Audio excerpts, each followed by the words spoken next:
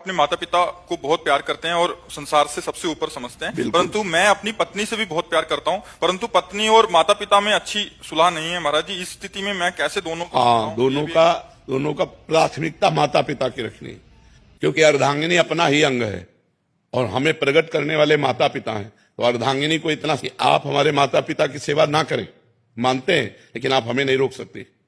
हम आपकी सुविधा, आपकी अनुकूलता आपको देंगे, लेकिन आप हमारे माता पिता की सेवा में अगर तनिक भी विरोध करते हैं तो हमारे आपके संबंध में विरोध हो जाएगा।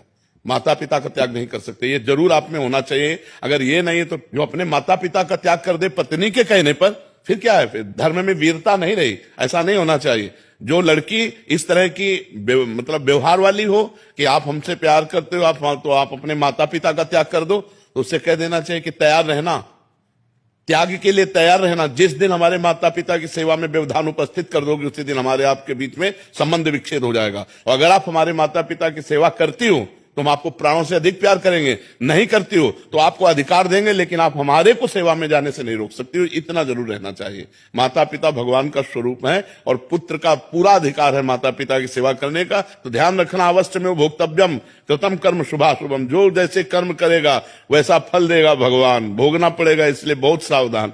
तो कभी चूक मत कर देना पत्नी के चक्कर में आकर अपने बूढ़े माता पिता को मारना पीटना या घर से निकाल देना, ऐसे कोई आचरण मत करना। पत्नी से को तुम करो या ना करो, हम तुम पर दबाव नहीं डालते, लेकिन आप हम पर दबाव नहीं डाल सकते कि माता पिता की सेवा से वंचित हो। माता पिता ही महाराज जी थोड़े से अलग व्यवहार के हों, वो बहुत गलत व्यवहार करें, हाँ, तो उनको चाहिए, माता पिता को चाहिए कि बुढ़ापा आ रहा है, ज्यादा अगर उद्दंडता करेंगे तो दुर्गति को प्राप्त हो जाएंगे। बहू बेटा को अपना बेटा और अपनी बेटी के समान चाहिए। थोड़ा प्यार का व्यवहार करें जिससे कम से कम उनको चाय और नाश्ता मिल जाए। अगर माता पिता करने लायक है और वो बहू बेटा से सेवा नहीं कराते हैं, बहू बेटा से ईर्ष्या करते हैं, तो बेटे को चाहिए कि दूर से देखता रहे, उनकी सेवा में भले न जाए। लेकिन जिस दिन वो ऐसी स्थिति को प्राप्त हो कि वो अपनी सेवा करने लायक ना हो, उस दिन वो गाली दें तो भी उनकी सेवा करनी चाहिए। माता पिता की तो भी सेवा करनी चाहिए, क्योंकि वो बुजुर्ग हैं, उनका दिमाग स्थिति 60-70 के बाद जो है मानसिक स्थिति बिगड़ जाती है। अगर वो गाली देते हैं, वो निंदा करते हैं, तो हमें ये बात नहीं माननी, हमें उनकी सेवा करनी है। और अगर वो स्वस्थ हैं, अपने आप सेवा कर लेते हैं, खा पी रहे हैं, तो दूर से देखता रहे, खा पी रहे, आनंद से है, कोई बात नहीं। अगर 2-3 बेटा है महाराज जी, हाँ, तो उनमें से सब बेटाओं को चाहिए